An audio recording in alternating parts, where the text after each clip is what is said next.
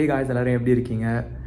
உங்களை நிறைய பேர் 10th 12th முடிச்சுட்டு எந்த காலேஜில் சேர்றது, அதோட அப்ளிகேஷன் ப்ராசஸ் எப்படி இருக்கும் அப்படின்னு யோசிச்சுக்கிட்டு இருப்பீங்க. நான் சிங்கப்பூரில் படிச்சுட்டு இருக்கிறதுனால இந்த வீடியோவில் நம்ம சிங்கப்பூர் யூனிவர்சிட்டிஸில் எப்படி ஜாயின் பண்ணுறது, அந்த அப்ளிகேஷன் ப்ராசஸ் எப்படி இருக்கும், அப்ளை பண்ணதுக்கப்புறம் அடுத்த ஸ்டெப்ஸ் என்ன அப்படிங்கிறத இந்த வீடியோவில் டீட்டெயிலாக பார்ப்போம். ஸோ இதில் ஃபஸ்ட்டு விஷயம் நீங்கள் தெரிஞ்சுக்க வேண்டியது டைம் லைன். சிங்கப்பூர் யூனிவர்சிட்டிஸோட அப்ளிகேஷன் பீரியட் டிப்பிக்கலாக நவம்பரில் ஆரம்பித்து எண்ட் மார்ச்சில் முடிகிற மாதிரி இருக்கும். ஸோ நீங்கள் ஏதாவது என்ட்ரன்ஸ் எக்ஸாம் எடுக்கணும் அப்படின்னா இந்த அப்ளிகேஷன் பீரியடுக்கு முன்னாடியே எடுக்கிற மாதிரி பிளான் பண்ணிக்கோங்க. அதை பற்றி பின்னாடி பார்ப்போம். ஸோ ரெண்டாவதாக நம்ம அந்த அப்ளிகேஷனுக்கு என்னென்ன டாக்குமெண்ட்ஸ் அண்ட் டீட்டெயில்ஸ் வேணும் அப்படிங்கிறத பார்ப்போம். இதில் முக்கியமான விஷயம் என்ன அப்படின்னா உங்களோட 10th and 12th மார்க். 10th-லேயும் 12th-லேயும் ஒவ்வொரு சப்ஜெக்ட்லேயுமே 90% மினிமம் கட் ஆஃப் எடுத்துருக்கணும் அப்படிங்கிறது தான் சிங்கப்பூர் யூனிவர்சிட்டிஸோட ரெக்குவயர்மெண்ட். அது மட்டும் இல்லாமல் ஸ்பெசிஃபிக் கோர்சஸ் லைக் மெடிசன் படிக்கணும் அப்படின்னு நீங்கள் ஆசைப்பட்டீங்கன்னா பயாலஜி, ஃபிசிக்ஸ், கெமிஸ்ட்ரியில் மினிமம் 95% வாங்கியிருக்க மாதிரி இருக்கணும். இதே இப்போ நீங்கள் என்ன மாதிரி அக்கௌண்டன்சி படிக்கணும் அப்படின்னு ஆசைப்பட்டீங்கன்னா பிஸ்னஸ், மேத், காமர்ஸில் 95% வாங்கியிருக்க மாதிரி இருக்கணும். இதில் ஒரு சில பேருக்கு ஒரு கேள்வி இருக்கலாம். சப்போஸ் நீட் இல்லை ஜேஇஇ எடுக்கணுமா அப்படின்னு கேட்கலாம். நீங்கள் நீட்டும் ஜேஇஇயும் சிங்கப்பூர் யூனிவர்சிட்டிஸ்க்கு தேவை கிடையாது. ஸோ நீட் ஜேஇஇக்கு பதிலாக நீங்கள் மற்ற என்ட்ரன்ஸ் எக்ஸாம்ஸ் எடுக்கிற மாதிரி இருக்கும்.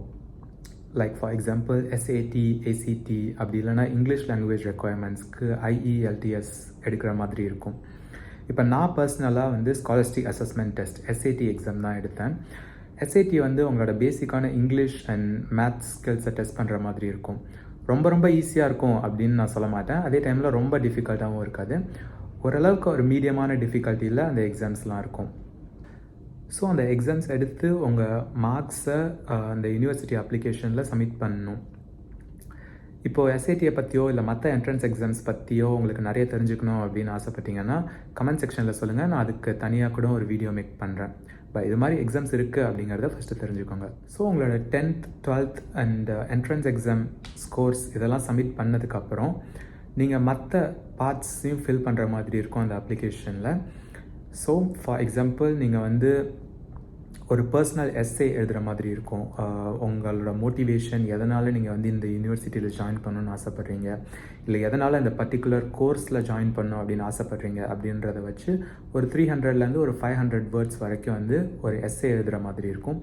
இது மட்டும் இல்லாமல் அச்சீவ்மெண்ட் செக்ஷன் அப்படின்னு ஒரு செக்ஷன் இருக்கும். ஸோ நீங்கள் இப்போ ஸ்போர்ட்ஸ்லேயோ இல்லை ஆர்ட்ஸ்லேயோ உங்கள் ஸ்கூல் இல்லை ஜோனல், நேஷ்னல் இது மாதிரியும் ஏதாவது ரெப்ரசன்ட் பண்ணியிருந்தீங்க அப்படின்னா நீங்கள் அதை அந்த அச்சீவ்மெண்ட் செக்ஷனில் மென்ஷன் பண்ணலாம். இது மட்டும் இல்லாமல் கடைசியாக உங்களுக்கு உங்களோட சாய்ஸஸை ரேங்க் பண்ணுறதுக்கான ஆப்ஷனும் கிடைக்கும். ஸோ நீங்கள் எந்த கோர்ஸில் ஜாயின் பண்ணணும் அப்படின்னு நினைக்கிறீங்களோ அதை ஃபஸ்ட் சாய்ஸாக வச்சுக்கிட்டு இன்னும் மற்ற கோர்ஸஸையும் நீங்கள் second, third until 8th choice வரைக்கும் ஃபில் பண்ணலாம். ஸோ என்னோடய பர்சனல் அட்வைஸ் என்ன அப்படின்னா நீங்கள் எல்லா 8 சாய்ஸஸுமே ஃபில் பண்ணுங்கள். ஸோ அட்லீஸ்ட் உங்களுக்கு உங்களோட ஃபஸ்ட் சாய்ஸ் கிடைக்கல அப்படின்னாலும் மற்ற சாய்ஸஸ்க்கு நீங்கள் ஃபால் பேக் ஆகலாம். ஸோ ஒன்ஸ் நீங்கள் அப்ளிகேஷனை சப்மிட் பண்ணதுக்கப்புறம் 1 monthலேருந்து 3 months வரைக்கும் அந்த அப்ளிகேஷன் ப்ராசஸ் ஆகும். ஸோ ஒன்ஸ் ப்ராசஸ் ஆகி முடிஞ்சதுக்கப்புறம் உங்களுக்கு 3 விதமான அவுட்கம் வரதுக்கு வாய்ப்பு இருக்குது. First outcome will be offer letter. உங்களுக்கு ஆஃபர் லெட்டர் வந்திருக்கு அப்படின்னா இது எய்தர் கண்டிஷ்னலாக இருக்கும், அப்படி இல்லைனா அன்கண்டிஷ்னலாக இருக்கும். அன்கண்டிஷ்னல் ஆஃபர் லெட்டர்னால் உங்களுக்கு வேறு எந்த விதமான ரெக்குயர்மெண்ட்ஸோ இல்லை எக்ஸாம்ஸோ கிடையாது, உங்களோட ஆஃபர் கன்ஃபார்ம் ஆகிடுச்சு. ரெண்டாவது வகை conditional offer letter. Conditional offer லெட்டர்னால் நீங்கள் இன்னும் வேறு ஏதாவது எக்ஸாம்ஸோ இல்லை மற்ற ரெக்குயர்மெண்ட்ஸோ ஃபுல்ஃபில் பண்ணுற மாதிரி இருக்கும். ஸோ அதை நீங்கள் ஃபுல்ஃபில் பண்ணதுக்கப்புறம் உங்களோட ஆஃபர் கன்ஃபார்ம் ஆகிடும். இது first outcome. Second outcome will be rejection letter. உங்களுக்கு ரிஜெக்ஷன் லெட்டர் வந்திருக்கு அப்படின்னா டைம் எடுத்து அதை முதல்ல ப்ராசஸ் பண்ணுங்கள். என்னென்ன மிஸ்டேக் நீங்கள் ஏதாவது பண்ணியிருக்கீங்க அப்படின்னா அந்த அப்ளிகேஷனில் அதை கரெக்ட் பண்ண ட்ரை பண்ணுங்கள். உங்களுக்கு அடுத்தடுத்த வருஷத்தில் நீங்கள் சிங்கப்பூர் யூனிவர்சிட்டிஸ்க்கு அப்ளை பண்ணலாம். அப்படி இல்லைனா நீங்கள் போஸ்ட் கிராஜுவேட் கூட சிங்கப்பூரில் ட்ரை பண்ணலாம். மூணாவது அவுட்கம் என்ன அப்படின்னா இன்டர்வியூ ஆஃபர். ஸோ சிங்கப்பூரில் ஒரு சில முக்கியமான கோர்சஸ்க்கு இல்லை ஒரு சில யூனிவர்சிட்டிஸ் உங்களை இன்டர்வியூக்கு இன்வைட் பண்ணலாம். உங்களோட மோட்டிவேஷன்ஸோ இல்லை எதனால் நீங்கள் அந்த கோர்ஸ்க்கு அப்ளை பண்ணுறீங்க அப்படின்னு தெரிஞ்சுக்கிறதுக்காக அந்த ப்ரொஃபஸர்ஸ் உங்களை இன்டர்வியூ பண்ணலாம். ஸோ இந்த இன்டர்வியூஸே கோர்ஸுக்கு தகுந்த மாதிரி வேறுபடும். நீங்கள் மெடிசன் படிக்கணும் அப்படின்னு ஆசைப்பட்டீங்கன்னா சிச்சுவேஷனல் ஜட்ஜ்மெண்ட் டெஸ்ட் அப்படிங்கிற ஒரு இன்டர்வியூ எடுக்கிற மாதிரி இருக்கும். சப்போஸ் லா படிக்கணும் அப்படின்னு ஆசைப்பட்டீங்கன்னா அதுக்கு ரிட்டன் டெஸ்ட் இருக்கும். எனக்கு பர்சனலாக அக்கௌண்டன்சி படிக்கிறதுக்கு பேனல் இன்டர்வியூ அப்படின்னு ஒன்று கண்டக்ட் பண்ணாங்க. ஸோ 2 சீனியர் லெக்சரர்ஸ் வந்து என்னோடய மோட்டிவேஷன்ஸ் என்ன, எதனால் நான் சிங்கப்பூரில் படிக்கணும்னு ஆசைப்பட்றேன், அதுவும் ஸ்பெசிஃபிக்காக எஸ்எம்யூ அக்கௌண்டன்சியில் எதுக்காக படிக்கணும்னு ஆசைப்பட்றேன், இப்படின்ற மாதிரியான காமன் கொஸ்டின்ஸ்லாம் கேட்டாங்க. ஸோ உங்களோட கோர்ஸ்க்கு தகுந்த மாதிரி அந்த இன்டர்வியூ வந்து வேறுபடும்.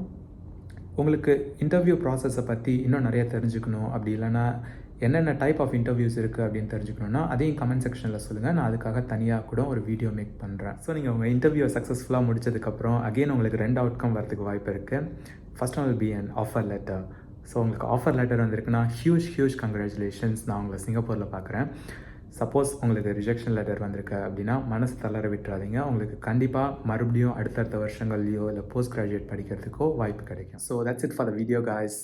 இந்த வீடியோ உங்களுக்கு யூஸ்ஃபுல்லாக இருக்கும்னு நம்புகிறேன். ஸோ இந்த அப்ளிகேஷன் ப்ராசஸில் ஏதாவது ஒரு ஸ்பெசிஃபிக்கான ஸ்டெப்ஸ் லைக் இன்டர்வியூ அப்படி இல்லைனா என்ட்ரன்ஸ் எக்ஸாம் பற்றி நீங்கள் இன்னும் நிறைய தெரிஞ்சுக்கணும் அப்படின்னா கமெண்ட் செக்ஷனில் சொல்லுங்கள். நான் உங்களை அடுத்த வீடியோவில் சந்திக்கிறேன். நம்மக்கிட்ட காடு இருந்தால் எடுத்துக்கிடுவானுவ, ரூவா இருந்தால் பிடிங்கிடுவானுவ. ஆனால் படிப்பை மட்டும் நம்மக்கிட்ட இருந்து எடுத்துக்கிடவே முடியாது சிதம்பரம்.